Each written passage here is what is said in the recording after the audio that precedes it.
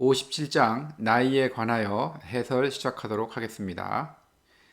이번 에세이는 크게 두 부분으로 구성이 됩니다.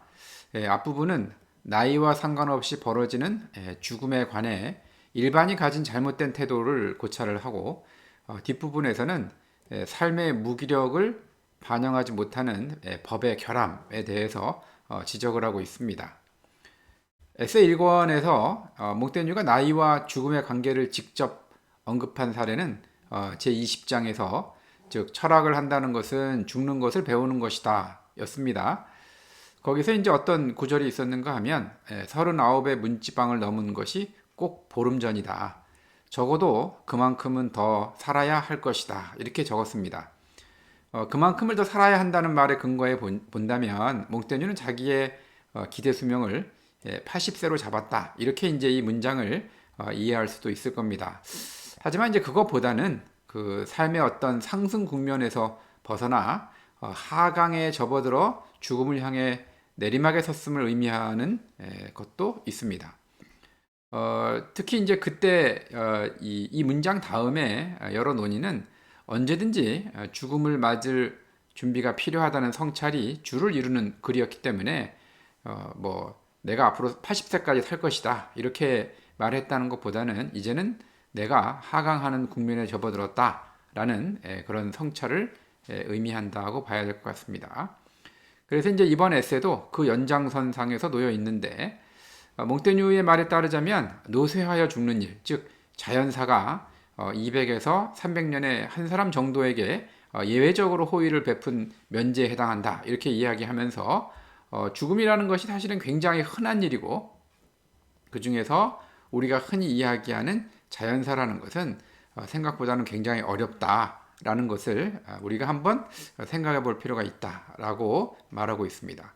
근데 문제는 뭔가 하면 사람들은 삶을 설계하고 사회를 이끌어 갈 때 죽음에 무관심하거나 아니면 남은 시간이 많다는 식으로 행동을 하고 있는데, 그것이 과연 꼭 옳은 것인가 이렇게 이제 몽테뉴는 지적을 하고 있는 것입니다. 몽테뉴는 이러한 편견이 법에까지 스며들어서 결함으로 작용한다 이렇게 이제 분석을 하고 있습니다.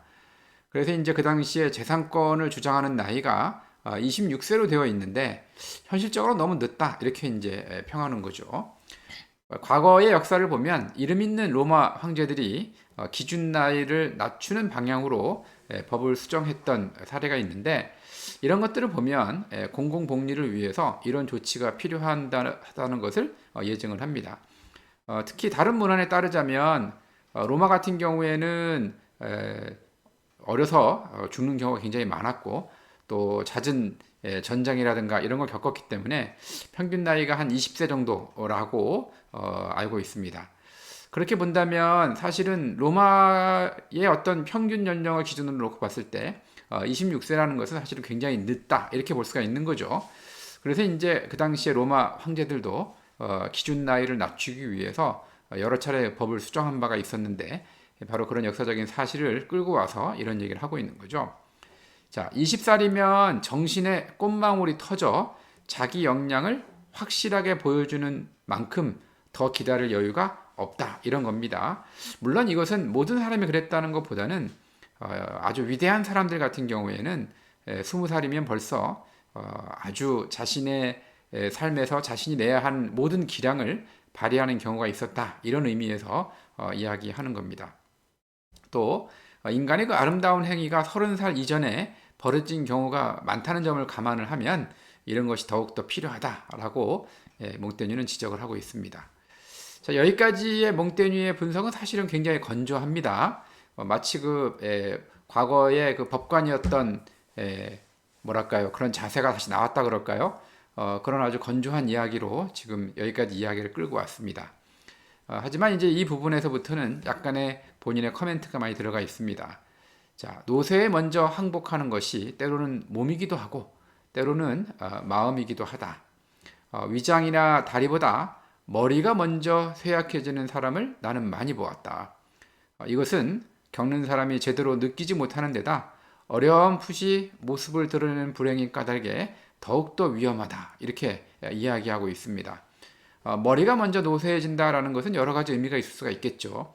판단력이 흐려지거나 아니면 우리가 흔히 요새 하는 말로 뭐 치매가 온다든지 아니면 과거에는 굉장히 뭐 기억력도 좋고 모든 걸 잘 이해하던 사람이 굉장히 급격히 뭐 기억력도 떨어지고 그 다음에 판단력도 흐려지는 뭐 이런 것들을 이야기할 겁니다.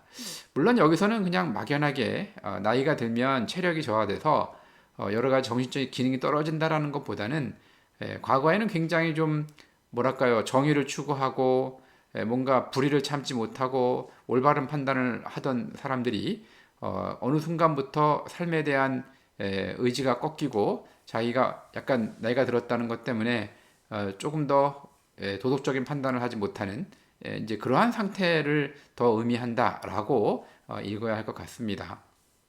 그래서 단순하게 우리가 노인에 대해서 기대하는 바가 있지 않습니까? 더 나이가 들면 들수록 더욱더 현명해지고 경험에 따라서 더욱더 폭넓은 시각을 보여줄 것이다 라고 기대하는 바가 있는데 그런 걸 염두에 놓고 봤을 때 그렇지 못하는 사람이 많다 이렇게 맥락의 의미를 찾아야 될 것 같습니다. 자, 이런 부분에 딱 이르면 나름대로 몽테뉴가 이야기하고 싶은 것은 따로 있지 않을까라는 생각을 하게 됩니다. 자, 아까도 제가 말씀드렸다시피 젊은 나이에 역량을 보여주는 사람이 덜어 있는 것이 예상 밖의 일이다 라고 본다면 늙은 나이에 현명함을 보여주는 것도 예상 밖이다 라는 말처럼 들립니다. 정신의 쇠약함이 어렴풋이 모습을 드러내는 상황은 얼마나 위험한지를 알려줍니다.